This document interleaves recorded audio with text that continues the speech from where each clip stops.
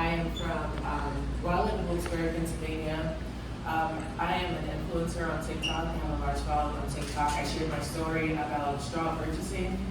I was dating a man who ended up actually working with the feds to, prosecute me. I did what he said I did, but I was the ride or die, and he ended up dying, and I ended up going to prison for 13 months, and then 4 months, like 2 months halfway house and 2 months home confinement.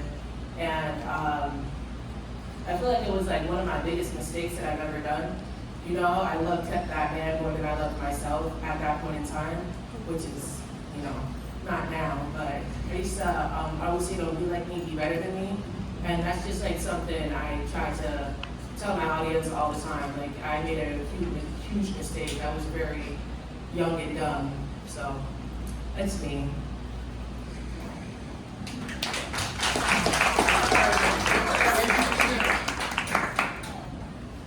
Okay, I think we switched up some things. And you're not young and dumb. That's right. You experience it.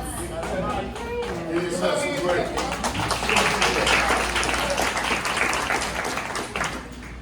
So, good afternoon, everyone. Gotta get grounded. My name is Ruth Rollins. I am the president and founder of We Are Better Together Warren Daniel Houston Project. Just grateful to be here and to be able to shed light on straw buying and women that are involved in hiding, holding, and storing firearms. And thanking Brady just for being here and your team, for welcoming our team. I just want to just really, you guys are in for a really educational conversation, and I'm a little nervous. Let me get grounded. I'm grateful to be here, and it's just no coincidence. Like, the theme is, where did the gun come from?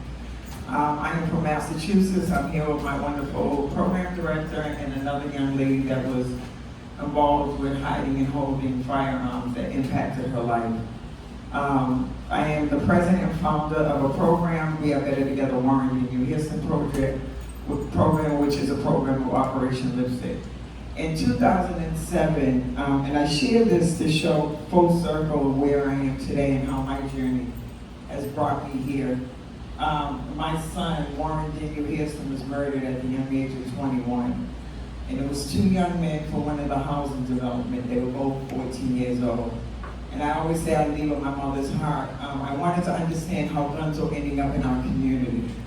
Even though I'm from Massachusetts and we have some of the strongest gun laws, but a lot of the guns were coming in from surrounding states. And there was a campaign, where did the gun come from? So it made me think beyond the shooter and the victim, how these guns were being trafficked into our community. And I got very early on, got involved with a lot of prevention work. One of them, which is Operation Lipstick. I am the co-founder that we were able to bring the organization nationally. And Operation Lipstick is ladies involved in putting a stop to inner city killing that addresses straw buying, one of the ways how guns end up in our community. And also women hiding and holding, storing firearms.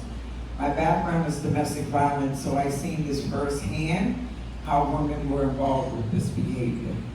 Through that program, I credit them on my healing journey, which I gave birth to We Are Better Together Warren Daniel Houston Project to honor both of my children. My son Danny was murdered at the young age of 21. Instead of honoring his name, they had his whole criminal record in the paper. They're dehumanized and re-victimized. Due to me and other mothers, they no longer do that in the state of Massachusetts. And I did a lot of great work, but I was still suffering in silence. I had another child that was incarcerated due to someone losing their life.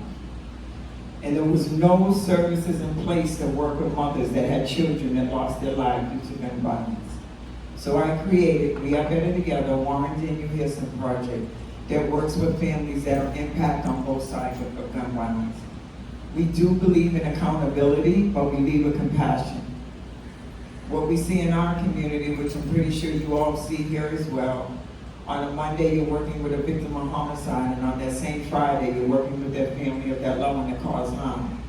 Again, we do believe in accountability, or what we believe we have to do to one side to another to interrupt the cycle of violence.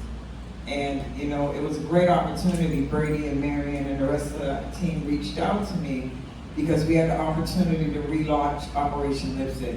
In Massachusetts, we have a lot of uptake on young girls that are involved in hiding, holding, and storing firearms.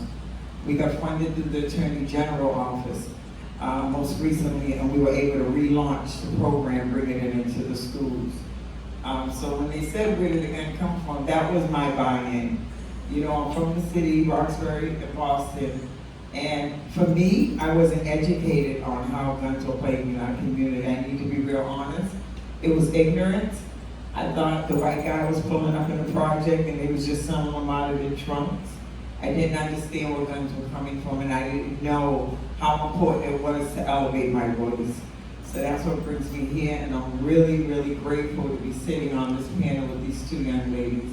How they and you all will hear, you know, the problem, but also how they turn their pain into purpose. So again, can we welcome them? I have a video I'm gonna play that is part of one of our workshops. It's just introducing straw buying. And this is Rashonda's story. She's speaking before the state senate.